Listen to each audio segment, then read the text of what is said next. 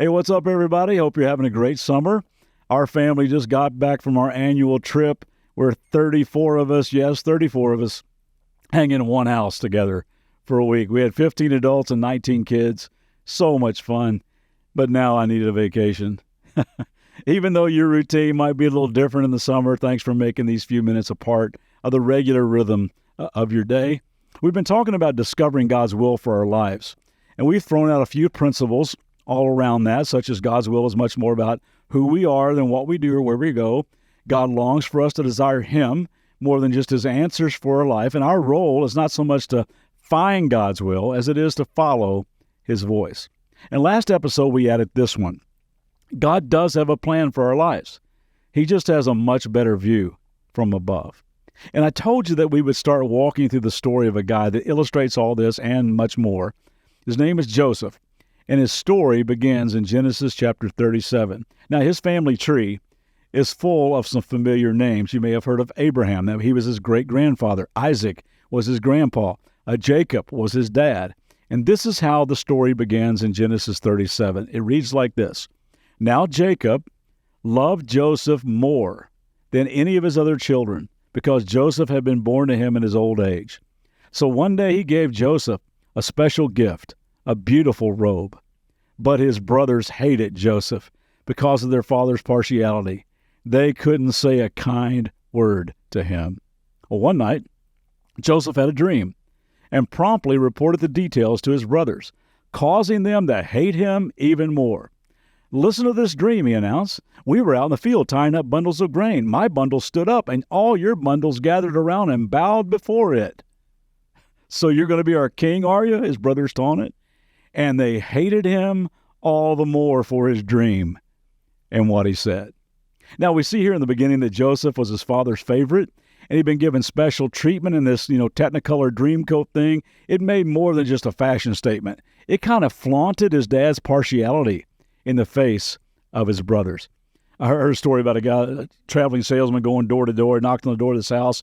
The door opens up, and a kid is standing there, like a 10-year-old kid, smoking a cigar.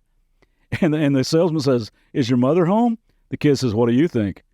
So, sorry, either mom wasn't home or he was the youngest, because the youngest in the family gets away with everything, right? Anybody the baby of the family? Let's just all collectively boo these privileged divas right now.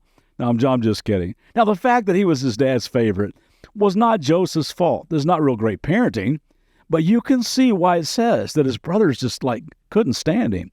And can any of you imagine just walking into the family room one day and saying, "Heads up, everybody, excuse me, I got an announcement I need to make. I got a word from God. I don't have all the details yet, but this much is pretty clear. Everybody in this family is going to bow down and serve me. All of you are going to bow down." Not real great discernment on Joseph's part. Probably should have kept that one to himself. Just more than a little cocky to tell your whole family that you were going to become greater than all of them.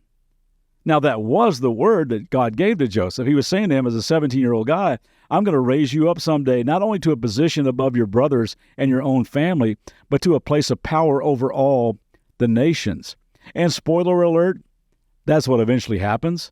The most powerful king in the world at the time, the Pharaoh of Egypt, puts Joseph in charge, and he does rule the nations as a 30-year-old guy. But you know as well as I do, sometimes this great adventure of discovering and understanding and living in God's will for your life can be quite the roller coaster ride. Sometimes when you hear the still small voice of God saying, "This is where I'm leading you. Follow me." In the next breath, God says, "And please fasten your seatbelt. Grab hold of the bar in front of you. Keep your arms and legs inside the ride at all times until your car has come to a complete stop. Enjoy the ride." And that's what we discover in Joseph's life. From age 17 to 30, the 13 years that fall in between these two events were absolute wild ride years. 13 years where it might have been possible for Joseph to lose sight of any hope that God really cared about him at all, much less that God had something good in mind for his life. You ever have one of those days? One of those weeks? One of those months? One of those lives? And I'm telling you, I'm so excited to unpack this story because I think you will find hope.